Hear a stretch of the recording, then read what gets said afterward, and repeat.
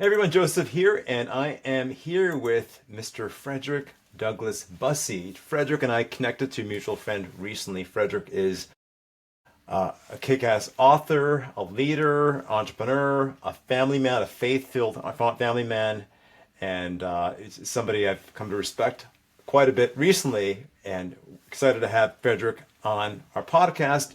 This podcast episode will be on our website, rulesforsuccess.com.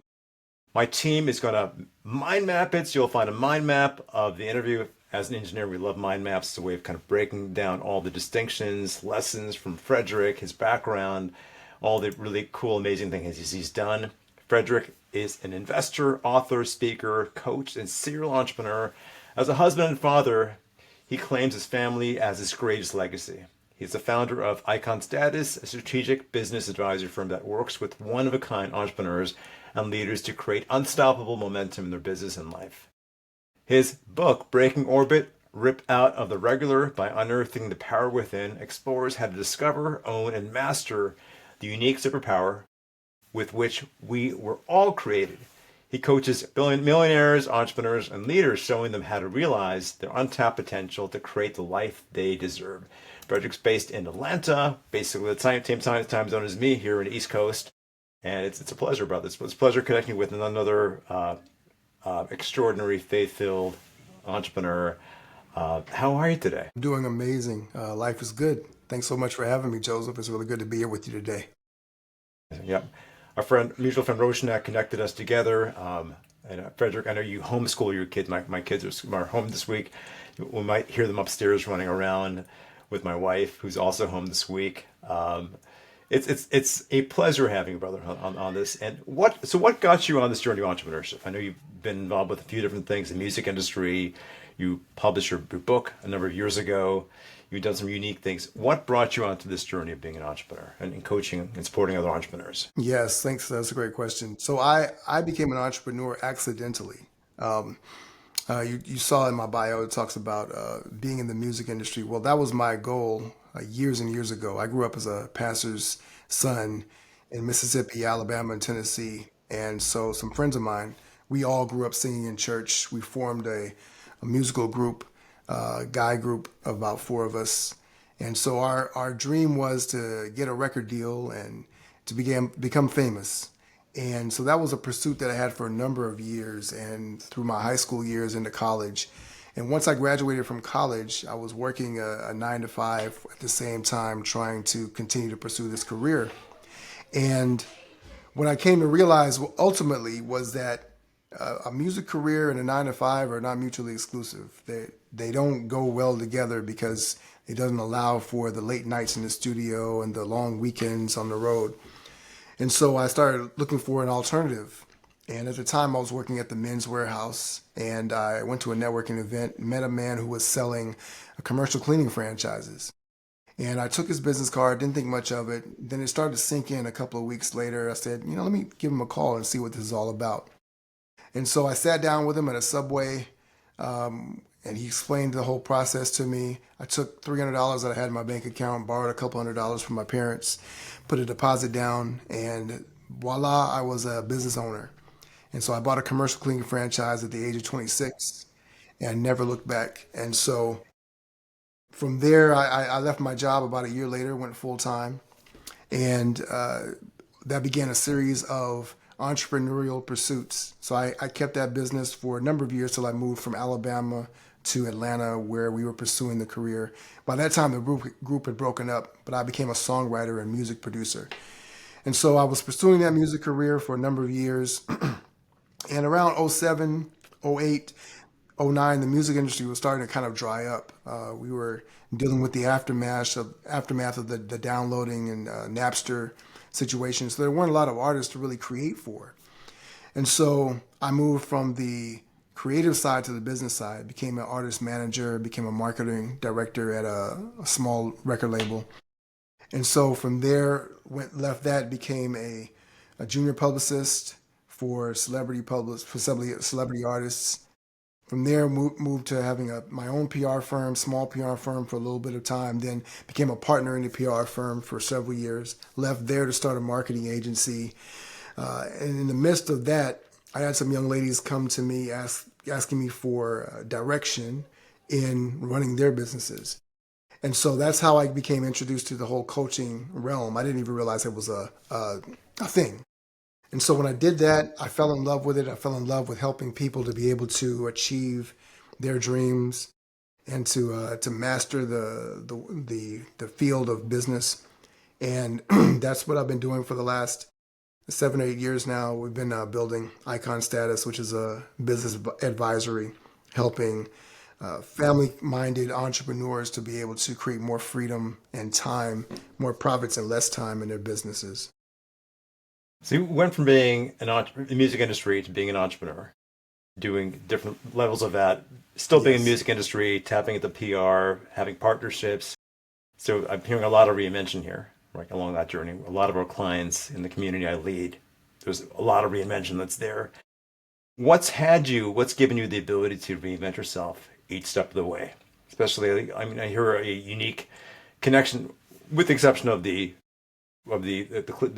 cleaning business, but there's a connection of music, creativity, kind of openness, and I mean, married for 14 years, and like, what's been the thread that's allowed you to pivot the way you've done, Frederick? You know, interestingly, a lot of we always say that vision is 2020 hindsight, right?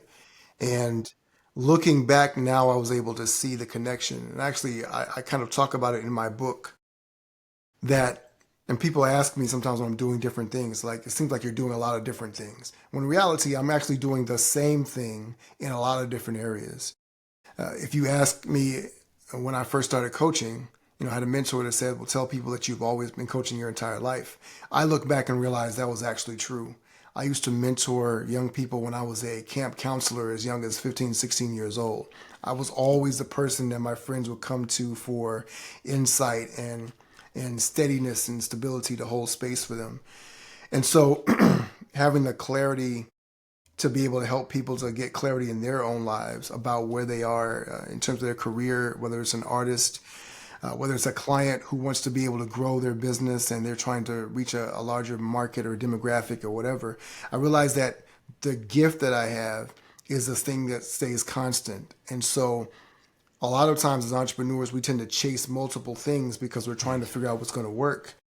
And what I've learned the hard way is that by being able to tap into my gift allows me to be able to dive headfirst into different arenas because no matter what I'm doing, I'm actually kind of doing the same thing no matter where I am. So I'd say that's the number one common denominator in all of this is the Yes. capacity to be able to recognize where my strength is, where my superpower is, and be able to lean into that to help people no matter what the label is on the box, Yes. so to speak. Would you say that's kind of leadership, servant leadership, being in all the roles you've been tapped into? I mean, you mentioned also being there for kids, homeschooling your kids, and making them number one. Like, would you say that's the common theme? Definitely 100% leadership is what it's about. I think we say servant leadership as if it's a type of leadership. I think that leadership is service, right? Yeah. Leadership Yes. is inspiration, as we say with our clients. And when you're inspiring people, you are leading them to get the greatest of their energy out of them. And most times that looks like it looks like being able to understand where somebody else wants to go. And so when it comes to being a father, for instance, the Bible says, train up a child in the way that he should go. And that verse actually does not talk about just doing right morally, but actually understanding, studying that child to understand what their bent is, what their direction in life should be based on who they are. So studying that child and giving them the space and the freedom to be able to be more of themselves and continue to develop, to have more confidence in what they're doing. I think that's definitely what I've found to be true, that no matter where I am or what I'm doing in business, it's Yes. always about serving people at the highest level by allowing them to be inspired to do and encouraged to do what they were really created to do. How did being a dad change you? Like, three children. Like, how did that? What shifted you internally, perhaps, like when that happened? I'm curious. I think being a father made me even more patient. I think I've always been a patient person. what it allowed me to do was through these little people to do more what I call future pacing. You know, I look at them where they are, and one of the things that I had to develop was a capacity to be able to imagine what they would be remembering 30 years in the future about this moment. And it allows me to have a bigger perspective, right? So I can take a 30,000 foot view, even though I'm right there in the trenches with the child. And I tend to do that a lot with business owners, but doing it in fatherhood makes it more rewarding because you're actually able to be more present in the moment, not just focus so much on all the other things that you have to do. So you want to get this moment with your kid out of the way, right? It's not a to-do list. It really allows you to be more impactful, I think, in their lives. Amazing. Very well said. And I mean, this patience is really a vital part of all that, being present to their needs. And it certainly, Absolutely. and homeschooling them too. So it's like if you're taking a whole other level to mentoring, being there, being patient, is really homeschooling them. So ensuring that every part of their journey is success. That's great. Yeah, yeah. Well, you know, it's funny because I was actually my parents homeschooled myself and my three siblings for all 12 years. And if you'd asked me when I was a kid if I'd be homeschooling my kids, the answer would have been absolutely not. Uh, it was a very different experience back then, but now I can't imagine it being any other way because it gives us the freedom to be able to allow them to pursue their own natural creative tendencies, own interests, and to be able to kind of craft school around them versus having them to have to conform to school, which I think is really important for us as parents. You know, we want to be able to empower them to expand and not have to just kind of contract themselves down to fit into some particular norm Yes. or Yes. pattern that other people Yes. have set for them. Exactly. And sometimes school can do that, especially for entrepreneurs. It creates a glass ceiling, But yeah, and letting go of that glass ceiling, showing potential at a young age, and really showing them how lovely they are is really vital. Your book, Breaking Orbit, right? So I know you published a book a number of years ago. It's part of your brand and how you impact entrepreneurs. So tell us about that. And I'm also curious what the apex effect is, apex effect is, and how does it create elite level results? Because I know you're also out to empower entrepreneurs to get to the next level as well. good question. I'm glad you kind of put that together. So a number of years ago, I was in a slump with my business. And so I hired a business coach, a sales coach, to kind of help me in the marketing agency because one of the things that we often find is that when we have a business, we struggle sometimes with the thing that we help other people with. And I was struggling with the marketing and sales. I needed to grow in that area. One of the things that we talked about a lot was using your gift in that group. We talked a lot about, using your gift. We never really defined it. And he gave me an assignment one time. He said, I want you to figure out what your solution is for your client.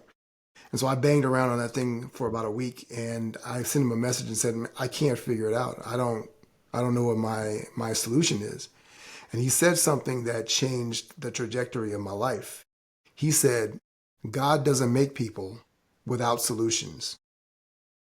And it was like a bomb went off in my head. Hmm.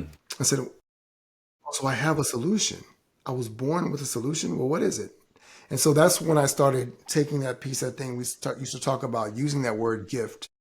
What does it really mean? And so it sent me down this rabbit hole where I started to unpack and discover a lot of the different distinctions, what it means to have a gift, what it means to, some people use the word superpower, different things, but the reason why giftedness became such a core of the book is because it allowed me to understand the way that it's tapped into our creator and what we're really meant to do. When you talked earlier about servant leadership, well, with the way we lead is through our gift.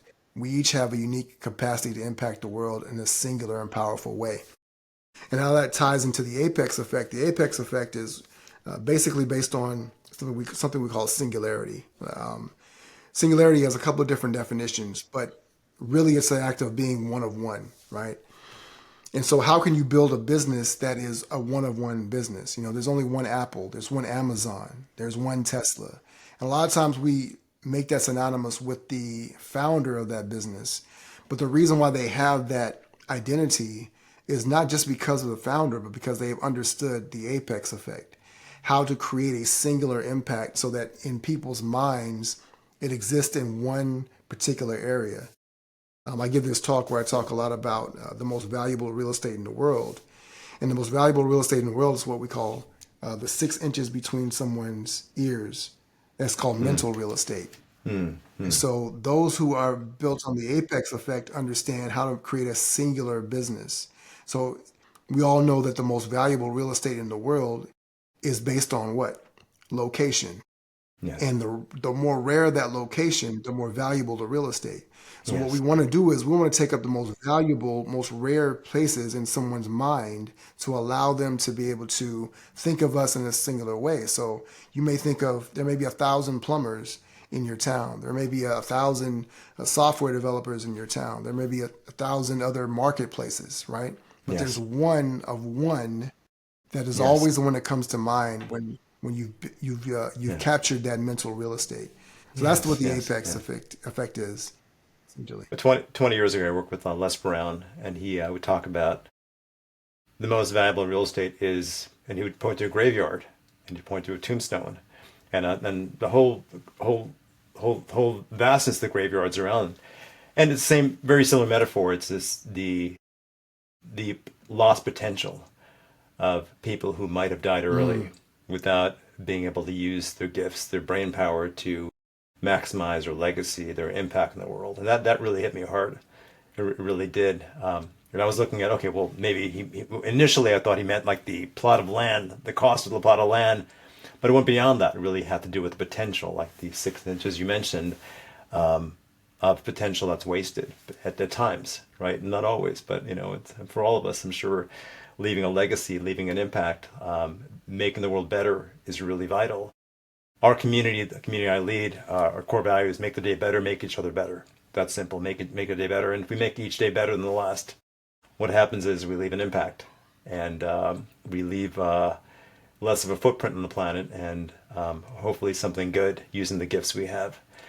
So I'm curious, what are the gifts you recognize that you have within you that stood out after you talked to your mentor, and now you bring this into your coaching with elite entrepreneurs, the Apex Effect? What are some of the unique gifts that you found you had at the time? Obviously, you're musically talented. Obviously, you've built some success early on in your the 20s, entrepreneurship, made some shifts. What are some of the things that you found out about yourself on that journey? So in my book, I talk about the fact that there are 3 types of gifts. When I was writing the book, I started thinking, if everybody has a unique gift, how is it possible that I can help people define 8 billion different types of gifts? I can't put that in one book. And what I discovered was that there are 3 types of gifts. Our gifts are, if you want to use the metaphor or the analogy of physics, right? There are ways that energy is transmuted. And so the 3 types of gifts are transformers, translators, and transistors. And essentially, the way that your gift shows up is the way that your superpower affects other people, the impact that it has on the world. And so, for instance, someone like me, and I would imagine potentially someone like you, being a translator means that you help to translate meaning. It means that you take something that seems complex and you're able to simplify it so that people can really understand it. And so that's a way that I've just looking backwards, I can see how I use that gift over and over and over again. I use it in songwriting to take a complex feeling or emotion and make it simple so that it became relatable to people, right? And so there's the musicality of it, but also there's just the concept of how do I make this feeling that I can't really put into words and compare it to something that people can recite and sing themselves, right? And then you find that in many different areas where people have an idea behind a business or they have something that they're trying to communicate as a leader and being able to connect with people in a way that allows them to synthesize that idea down. So it's a big, hairy, audacious goal, as Jim Collins would say. It was a big, hairy, audacious goal, but at the same time, we're able to synthesize it down to something that's meaningful for each person of the team, each person of an organization, so that they can impact and implement that idea, that vision, and carry it out. That's where the inspiration comes in. That's where the leadership comes in, because we're able to bring that out of people, and they can be engaged and perform at a level higher than they ever imagined, to be able to go even beyond what the leader was envisioning himself. I Hence the think I idea answered your of, question. yeah, you did, but also you kind of answered my next question. It's basically, hence the idea of breaking out of orbit, right? The title of your book, basically breaking free, and we talked about that earlier about working with your children, right? Homeschooling your children before this conversation started, like before the interview started, the opportunity of helping them break free, right? Unleashing their potential as leaders in with the strengths they have. So that's sure you answered both questions without me asking the next question, which is great. What's the biggest lie most high performers believe about their potential? Oh, easily, I think if you had to synthesize it, because I think those lies show up in several different variations, but ultimately, I think it's the belief that they need to accomplish a certain thing to be validated as a person, right? So I need to do more in order to be more. And until I have done enough, I will never be enough. And so there, and the insidious thing about it is that no matter what level of accomplishment they achieve, right? No matter how much money your business makes, no matter how many awards you achieve, no matter how many magazine covers you get on, it's always about the next thing, because that thing will never validate you enough. Rich Litfin always says that you never have enough of the thing that you don't really need.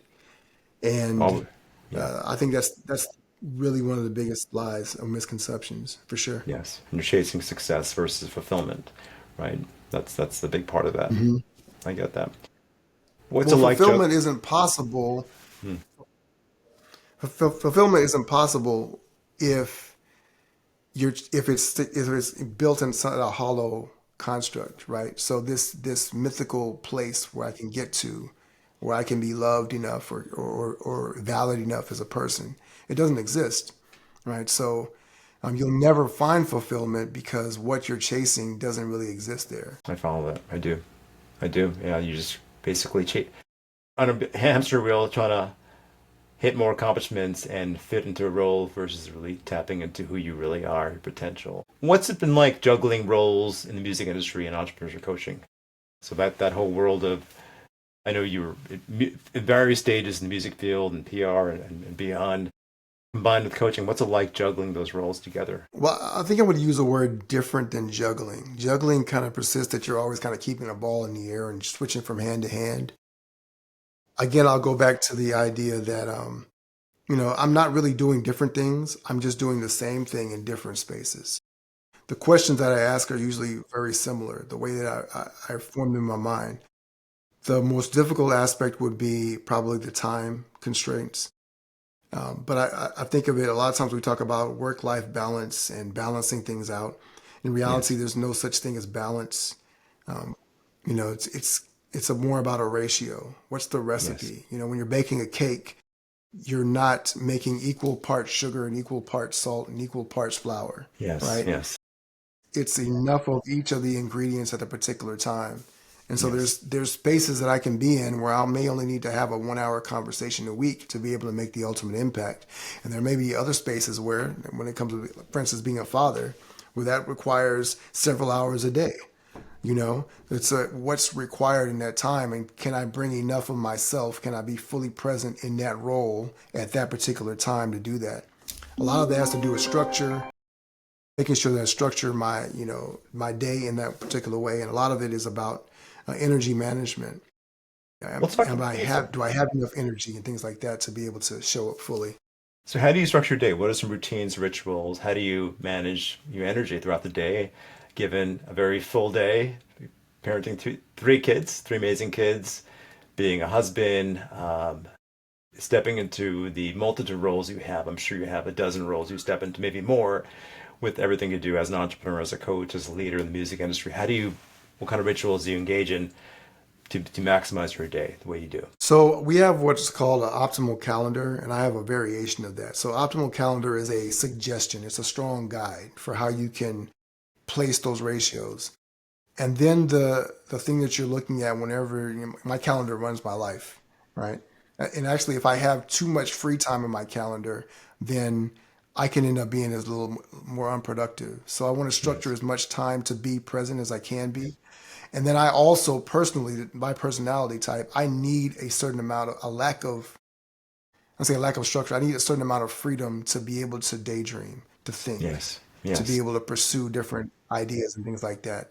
So really it's about, when you look at your day, what are the things you need to be able to get the most out of yourself, right? So there's exercise, working out with my trainer, play basketball a couple times a week. I get some of that camaraderie with my guys when I'm playing ball.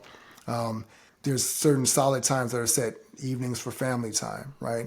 Getting the kids up and ready to go throughout the day, having morning devotions with them, devotions for myself. My wife still works outside of the home right now. She has her career, so making sure that she's off and we have our little time before she leaves and time in the evenings.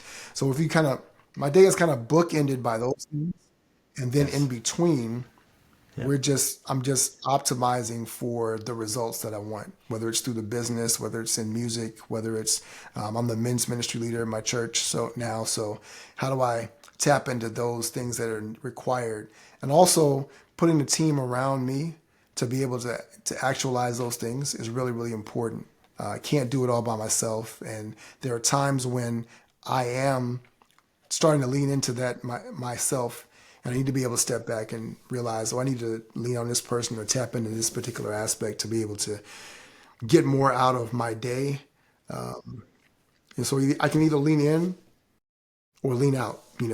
And I think the structure is really the thing that allows you to be able to do that, to find the proper ratios. I love that work-life integration. Structure creates freedom. And you mentioned too, especially having zones for family, for your kids, for prayer time, for time with your wife, for the time with your clients, focusing results.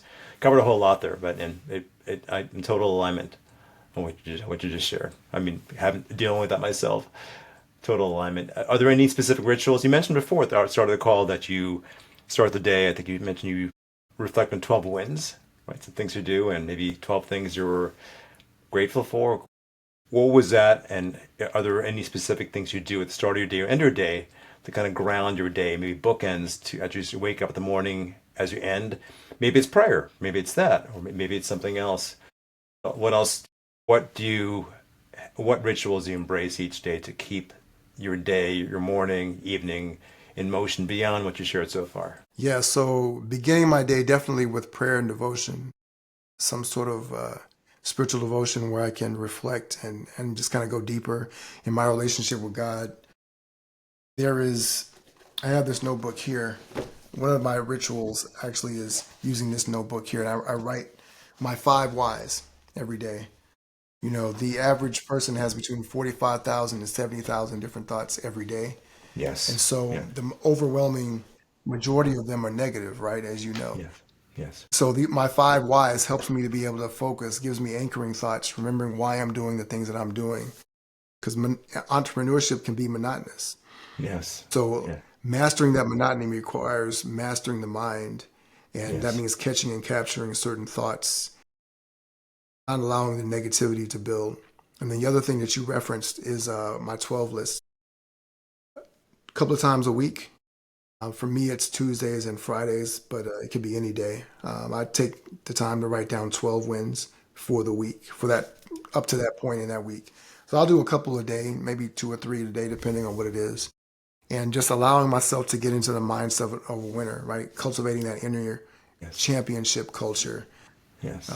something that we teach to our clients to be able to kind of continue to build on that. Because it's Yes. amazing how negative and how brutal we can be to ourselves, right? And Yes. so uh, that's one thing that's really been highly impactful for me. My advisor gave me that gift years ago, and I'm grateful to be able to continue to carry it on. That's so vital. Be able to write that down. Your 5 whys. It's extraordinary. And it really setting the mind straight. You mentioned 45,000 thoughts per day. It could be even more than that for most people. And to be pulled by that why is pretty extraordinary. Or the 5 whys, being pulled by that forward, the choices we make in alignment with the outcomes we're out to create, the connections we're out to build. showing up for our kids, being fully present to them, having those five whys lead us.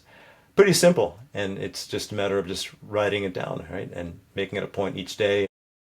Was it 10 minutes a day to do that in the morning? To rewrite that each day? How long does it Takes, take? yeah, maybe 10 minutes, if that, right? But it's a very powerful 10 minutes. It pays off Yes, definitely over the tremendous. long haul. Yes, yes. We talk about that idea of bending time. And how we bend time is being pulled by our why and having that lead us and guide us forward. Our big why, bigger the why, these are the how, a famous speaker says. That's quite extraordinary. I'm curious too, like what business lessons from the music industry can entrepreneurs learn? I'm fascinated by you because you're so involved with the music industry. You mentioned the band you're in. It's only later in life, now I'm my 50s, where I'm retapping into music, taking music lessons. My daughter's taking piano lessons, finding a lot of joy in it. Some of my mentors over the years have challenged me to find different creative outlets to be able to engage in more creative thinking, critical thinking, and joy, like sparking joy across the things I do. So I found different ways of doing that now, and I've been taught this over the years. It's just that kind of being a parent and running multiple businesses, it's easy to lose track of those things. Then I found personally by singing and tapping into those things, I'm able to be even more present to the activities with a lot more joy for my family and my meetings and so forth versus running around. I'm curious what lessons from the music industry you find entrepreneurs can learn. All entrepreneurs, not just those who are in the music industry themselves. One of the more fundamental things that I found is a parallel between business and music and the music business, but music in general, is that you need you need people that can play a particular role. You need stars in every role to be able to make one star shine or one song become a hit. There's different elements that are involved, and understanding what those elements are is very, very important. A lot of times, we've all seen the movies where there's a band or a group, and the lead singer wants to go solo because he feels like he's not getting enough shine. You guys are holding me back. And what I see with a lot of entrepreneurs is that they hit a certain ceiling, and the ceiling is because they believe that they're the only one that can do what they can do.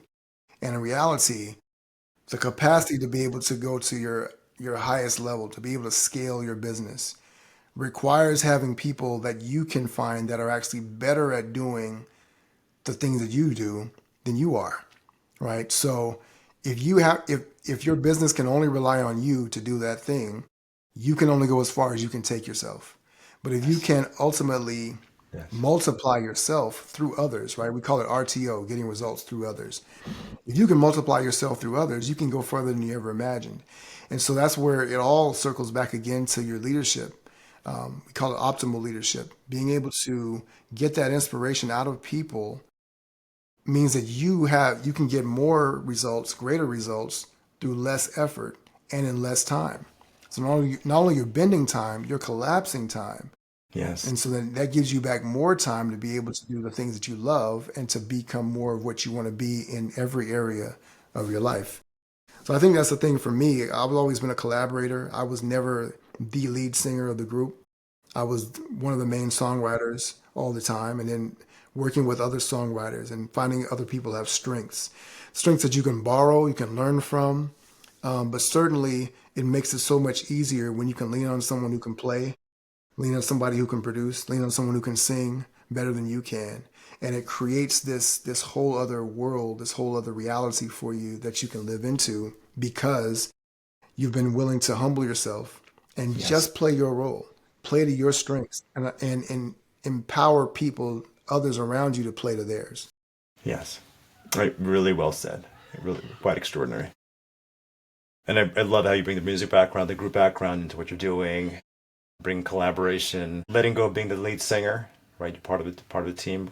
There's harmony there. It's there to be able to create. One thing I've learned from working with entrepreneurs in our community success circles is significance gets in the way. And significance is defined in different ways, right? Significance, it could be leaving a legacy, but significance also could be the context I'm saying is more about ego, like having to be the one who's known, having our name be there. And sometimes this whole model of being an influencer that can get in the way because it's about building this ego that's there where we're the only ones who can shine versus allowing the people around us to shine. I've chosen over the years to build a business, success circles, and some other ventures where I'm okay with being lesser known, right? And having the people around me shine where we're all collaborating together. And this idea called peer momentum. And I you said that so well in how you described your journey through the music industry and how you mentor entrepreneurs to be able to work together, to shine together, and tap into their strengths. That's really extraordinary. Curiously, I know you're passionate about your kids and empowering them.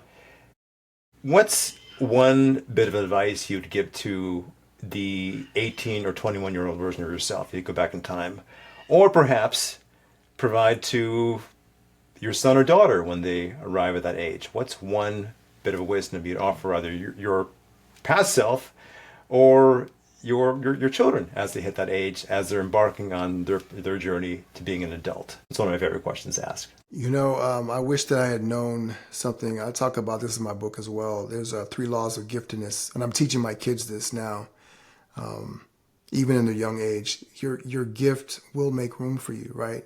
But understanding why. And the three laws of giftedness are really, really simple. It says, the first law of giftedness says that everyone has a unique and powerful gift. And so being able to lean into that and understand, okay, I have something that's special about me. Because when I was 18, 19 years old, I did not know that. I was so insecure. I was obsessed with basketball and trying to figure out how I can make a girl like me. I had no clue.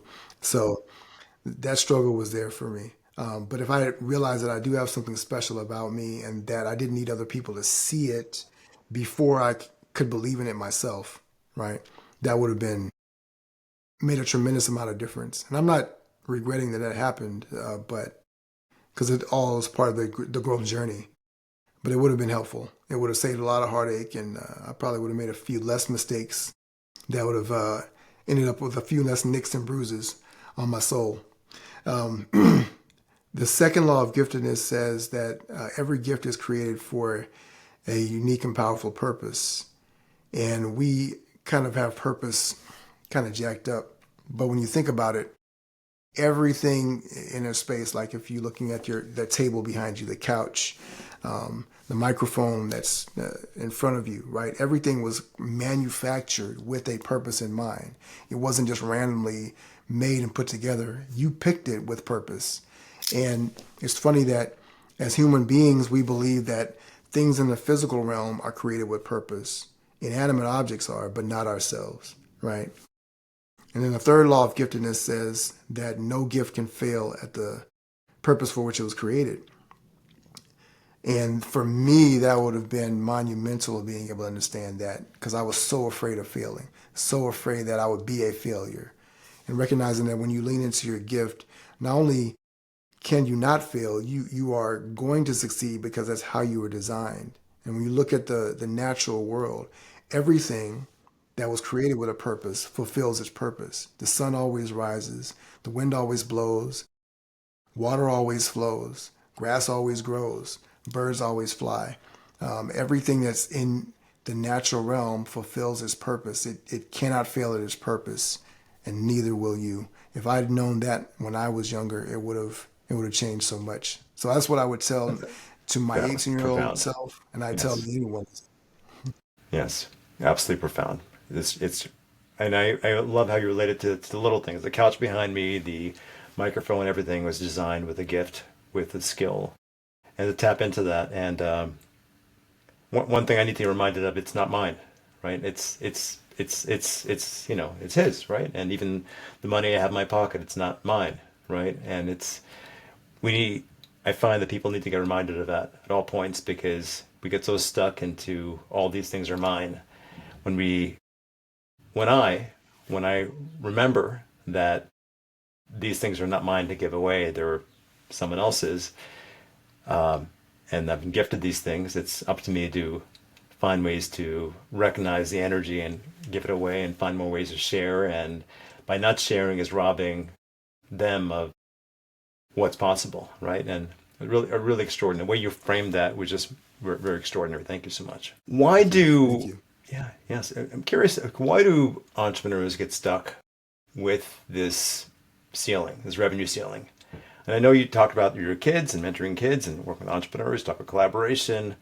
Why do you think, and I see this a lot of my clients in the communities that I work with, why is it that they're stuck at this ceiling? And maybe it's something you cover in your book, Breaking Orbit. So, interestingly, this is not in my book. It's something I discovered later on. I talk about the 5 levels of leadership. And John Maxwell famously talks about the law of the lid, that no business can grow beyond the capacity of the leader. Well, when you think about that, there's levels to leadership when it comes to revenue in your business. And so the level 1 is learning to lead yourself, right? And so that is the entrepreneur basically being able to get his butt into gear or her Yes, butt into gear and to be able to yes, do the things that are required to build the business to a certain point. So to build it to $500,000 a year or so is a particular skill, and you've got to be able to do that. Level 2 takes you up to about $3 million or so. That's when you learn to lead your clients. Right? And that means that, okay, now I know how to sell this thing, what I'm selling, et cetera, et cetera. I made enough money, I can hire some people to start to be able to delegate these things out. And the next level, level 3, is learning to lead your team, which means that you're able to hire great talent to be able to put them in place to be able to effectively accomplish what it is that you want to be able to accomplish. Hiring people that are better than you to be able to grow the thing. So that's level 3. Level 4 is learning to lead your industry, which means that you know now how to be able to differentiate yourself from everyone else that's doing what you're doing. And level 5 is leading the world. These are people that are building $1 billion, even these days, $1 trillion businesses because they have the capacity. So if you as a level can learn to make that shift between levels, it will allow you to be able to realize the potential revenue potential that's there that you're lacking. And the vast majority of entrepreneurs, as you know, simply never get past level 1. yes. It's still a job for them, and they've not been able to kind of tap into the next gear. So that's what I've discovered in my years of working with entrepreneurs and business owners. Right. That's great. Yeah, I follow suit with that for a lot of people, and for myself too, on my journey over the years, breaking out of my own self, my own ways to see something bigger, right? See a brand that's bigger and more expansive and much more. Really, really well said, Frederick. This has been joyful. This has been joyful, extraordinary. How do people connect with you? Of course, your book, Breaking Orbit. How do people engage you, find out more about you? Yeah, for sure. So it's been great being here with you, Joseph. People can pick up the book Breaking Orbit on Amazon. Breaking Orbit, Rip Out of the Regular by Unearthing the Power Within. Just search it. It's there. Connect with me on any of the social media platforms. I'm on Facebook, Instagram, Twitter, now X, if you want it, and TikTok as well. Although I rarely post anything on TikTok. It's not my bag yet. I'm also on LinkedIn, so send me a message wherever you may be watching this, and let me know how you connected with this, so I can make sure I ping Joseph and let him know that somebody saw our interview.